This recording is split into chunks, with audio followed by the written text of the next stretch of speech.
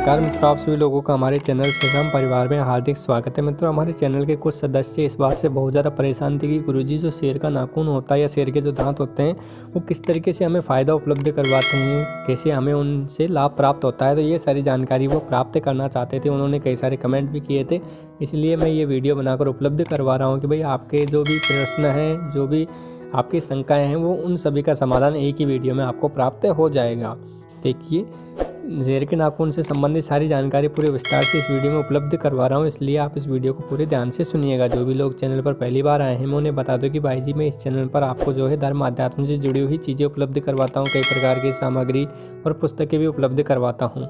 इसलिए अगर आपको हमारा कार्य पसंद आ रहा है, आप हमारे कार्य से जुड़ना चाहते हैं, तो ज़रूर हमारे चैनल को सब्सक्राइब कर लीजिएगा और जो घंटी का बटन है उसे ज़रूर चालू कीजिए, नहीं तो हमारे द्वारा प्रदान की गई कोई भी जानकारी या कोई भी चीज़ आपको मिल ही नहीं पाएगी। इसलिए घंटी के बटन को चालू करना बहुत ज़्यादा अनिवार्य है आपके लिए। देखिए, शेर के नाखून को धारण करने की जो परंपरा है, जो रीत है, वो अब से नहीं बल्कि बहुत समय पहले से चल रही है।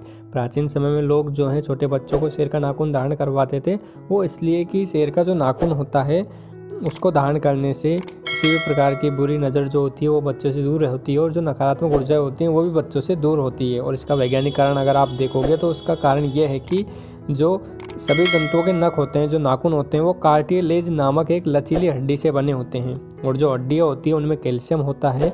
और पुराने समय में शिशुओं को कैल्शियम की पूर्ति होती रहे, इसलिए उनको गले में शुद्ध मोती, सीप, छोटे शंख या फिर शेर के दंत या नाखून जो होते हैं वो धारण करवा दिए जाते थे, क्योंकि कैल्शियम से ये बने होते हैं। और शिशु की त्वचा पर लगातार जब ये रगड़ते रहते हैं, उसके संपर्क में आते रहते हैं, तो त्वचा के माध्यम से कैल्शियम की पूर्ति बच्चे को होती रहती है, जिससे उसे सूखा नामक जो रोग होता है वो नहीं होता। पहले के समय में लोगों को सूखा नामक रोग बहुत ज़्यादा होता था। उसका यही कारण होता था कि बचपन में जब कैल्शियम प्रचुर मात्रा में नहीं मिल पाता था तो बच्चों को ये रोग हो जाता था। तो इसीलिए भी जो है बच्चों को ये दांत, ये जो कैल्शियम से बनी हुई चीज़ें होती थी वो धारण करवाई जाती थी। अब देखिए, अगर आप दूसरी मान्यताएं इससे संबंधित देखोगे तो वो ये होती हैं कि भाई कोई भी व्यक्ति जब इसे धारण करता है तो वो अपने दुश्मनों को पूर्ण रूप से इससे परास्त कर सकता है, उसे सभी प्रकार के मुकदमों में जीत हासिल होती है। और अगर उसके दुश्मन उसके ऊपर किसी भी प्रकार के तंत्र मंत्र या किसी भी प्रकार का षड्यंत्र आदि उसके प्रति रचने की कोशिश करते हैं तो वो उसे बिल्कुल भी नुकसान नहीं पहुंचा पाते हैं और वो अपने दुश्मनों पर पूर्ण रूप से विजय प्राप्त कर लेता है। उसके पास हमेशा धन संपत्ति वैभव बना रहता है और जिनका भी धंधे संबंधी जो भी उनका व्यापार है उनमें दुश्मनी का खतरा रहता है तो वे व्यक्ति भी उसे धारण कर लेते हैं। उसे शेर के नाखून को जो है एक ताबीज़ की तरह अपने गले में धारण करते हैं। अब देखिए, ये जो सारे लाभ होते हैं, भाई आपको शेर का नाखून जो है तंत्र मंत्र से बचा रहा है या फिर दुश्मनों पर विजय दिला रहा है, ये तभी जाकर कारगर होता है जब आप इसे सिद्ध करके धारण करते हैं।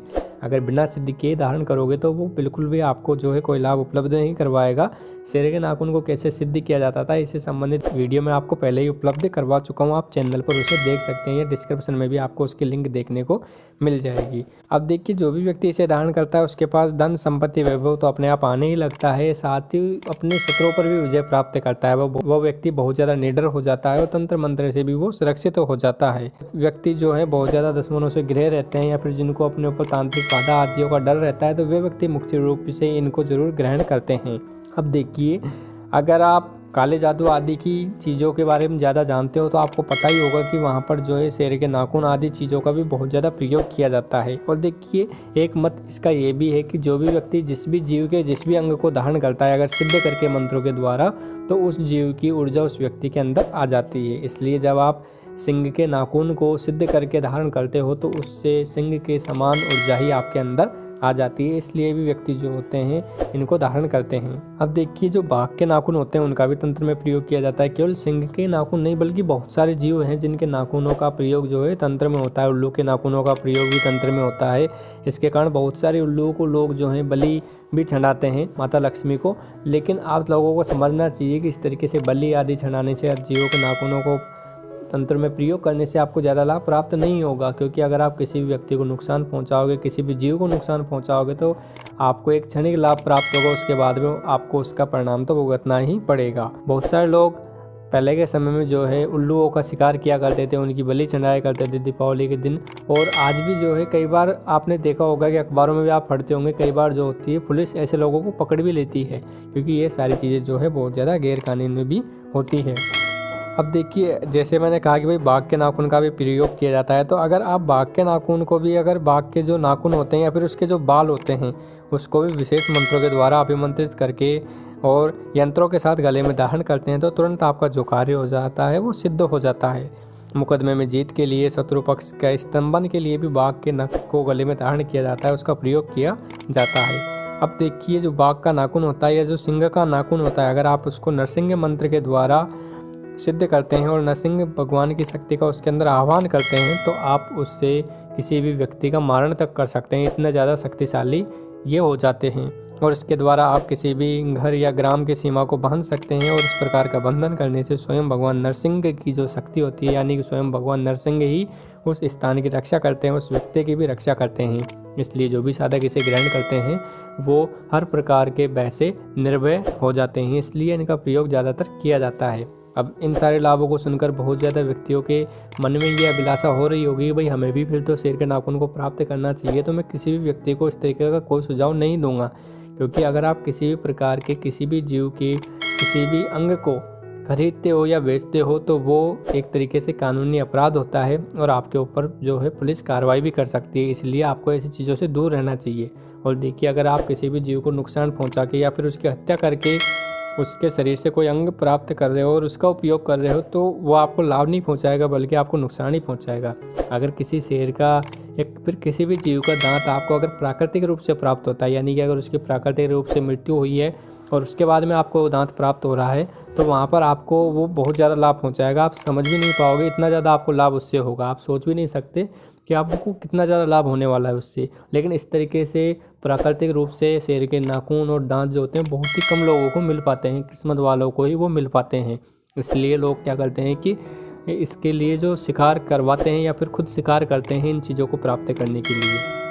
तो ऐसी चीज़ों से आपको दूर रहना चाहिए। अगर आप किसी भी जीव की हत्या करके उसके अंगों का प्रयोग अपने स्वार्थ के लिए करोगे तो भगवान भी आपको माफ़ नहीं करेंगे बल्कि आपको और भी ज़्यादा सज़ा भुगतनी पड़ेगी। तो इसलिए ऐसी चीज़ों से आपको दूर रहना चाहिए। और देखिए, जो शेरों की तस्करी होती है इन्हीं के कारण होती है। जो शेर के नाखून होते हैं, उनके दांत होते हैं, उनके बाल, उनकी खाल, उन सभी की तस्करी की जाती है। क्योंकि अगर आप बाज़ार में जाकर पता करोगे एक बार तो काले बाज़ार में इन चीज़ों की जो मूल्य है, जो प्राइस है वो लाखों में है, लाखों में, करोड़ों में है। अंतर्राष्ट्रीय बाज़ार में भी शेर के जो अंग होते हैं उनके लाखों से लेकर करोड़ों तक उनका मूल्य होता है। इसलिए इनकी बहुत ज़्यादा तस्करी की जाती है। मध्य प्रदेश, इलाहाबाद साइड जो है बहुत ज़्यादा तस्कर आपको देखने को मिल जाएगा। और अगर आपकी वहाँ पर अच्छी खासी जानकारी है तो आपको शेर का जो रियल नाखून होता है वो भी मिल जाएगा, लेकिन अच्छी जानकारी होने पर ही वो मिल सकता है। कुछ समय पहले इलाहाबाद, मध्य प्रदेश साइड जो है एक गिरोह को भी पकड़ा गया था क्योंकि वो शेर के नाखून आदि की तस्करी कर रहा था। अंतर्राष्ट्रीय बाजार में इनकी बहुत ज़्यादा प्राइस होती है। अब देखिए, कई बार क्या होता है भाई, किसी व्यक्ति के पास बहुत समय पहले से शेर का नाखून है, हाँ वो बेचना चाहता है तो वो बहुत अच्छी बात है। नहीं तो आप अगर किसी भी शिकारी आदि से खरीद रहे हैं तो वहाँ पर आपको सावधान रहना चाहिए। तो इस चीज़ों से आपको सावधान रहना चाहिए। और अगर आपके पास शेर का नाखून नहीं है तो कोई बात नहीं, आप भगवान की निर्मल मन से, पवित्र मन से, सच्चे मन से भक्ति कीजिए। जो भी लाभ आप चाहते हैं वो सारे आपको वैसे ही प्राप्त हो जाएंगे। जो भी इच्छाएं आपके मन में हैं वो सारी भगवान आपकी पूर्ण कर देंगे अगर आप उनके सच्चे मन से भक्ति करते हो तो। इसलिए इन सभी चीज़ों से आपको दूर रहकर भगवान के सच्चे मन से भक्ति करनी चाहिए। बहुत सारे लोग क्या करते हैं कि तंत्र मंत्र में भी ऐसी साधनाएं होती है जिनके अंदर जानवरों के नाखूनों के, उनके अंगों के प्रयोग किए जाते हैं और वो उनका प्रयोग भी करते हैं, उनकी बलि भी चढ़ाते हैं। तो ऐसी चीज़ें आपको नहीं करनी चाहिए। वहाँ पर आपको जो है देवताओं से थोड़ी देर के लिए आपको वरदान तो प्राप्त होता है, लेकिन वो आपको लंबे समय तक लाभ नहीं देगा। बाद में आपको वो खुद एक अभिशाप की तरह बन जाता है। तो ऐसी चीज़ों से आपको दूर ही रहना चाहिए, क्योंकि अगर आप किसी भी जीव की हत्या करोगे तो वो कभी भी आपको जो है अच्छी चीज़ उपलब्ध नहीं करवाएगी, बल्कि आपको और भी गर्त में डालती जाएगी। इसलिए जीवों की हत्या न करके आपको जो है जीवों के प्रति अपना कर्तव्य निभाना चाहिए, उनका पालन करना चाहिए, उनको बचाने में सहयोग करना चाहिए। हमारी सरकार भी बहुत ज़्यादा सहयोग कर रही है कि भाई जीवों को बचाने की, तो इसलिए आप भी ऐसे कार्य में सहयोग कीजिए और इस प्रकार की किसी भी गतिविधि में मत पड़िए। क्योंकि अगर लोग शेर के नाखूनों को, उनके जो भी शरीर के अंग होते हैं उनको खरीदना बंद कर देंगे तो ऑटोमेटिक शिकारियों को ये चीज़ें बंद करना पड़ेगी, क्योंकि उनके काम करने का फिर कोई भी मतलब नहीं रहेगा और जीवों की जो बिना कामी हत्या हो रही है वो ऑटोमेटिक बंद हो जाएगी। तो वो सब हमारे करने से ही होगा। अगर हम सभी लोग जो हैं ऐसे कामों को बंद कर देंगे तो जीवों की हत्या अपने आप बंद हो जाएगी। तो जो भी व्यक्ति शेर के नाखूनों को खरीदना आदि चाहते हैं तो वो इससे बिल्कुल अपना मन हटा लीजिए। आपको ऐसा कोई भी काम नहीं करना है। अगर आपको मेरे द्वारा प्रदान की गई ये जानकारी अच्छी लगी है, मेरी बातें अच्छी लगी हैं, तो ज़रूर नीचे मुझसे कमेंट करके बताइएगा, जिससे कि मुझे पता चल सके कि भाई मेरे द्वारा प्रदान की गई जानकारी आपको पसंद आई।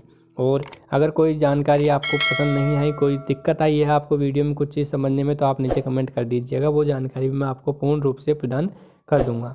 आप सभी लोगों ने वीडियो को पूरा देखा, इसके लिए मैं आपका तहे दिल से हार्दिक धन्यवाद करता हूँ। और हो सके तो इसको आप अपने मित्रों के साथ अन्य ग्रुपों में भी शेयर कीजिएगा, जिससे कि उन्हें भी जो है ये जानकारी प्राप्त हो सके, और अगर वो भी ऐसा काम करने की कोशिश कर रहे हैं तो वो भी इस काम से बच सके। तो इसलिए आप इसको अन्य ग्रुपों में भी ज़रूर शेयर कीजिएगा। आप सभी का मैं तहे दिल से हार्दिक धन्यवाद करता हूँ। आप सभी का बहुत बहुत धन्यवाद। जय माँ भवानी, माँ भवानी आप सभी का कल्याण करे।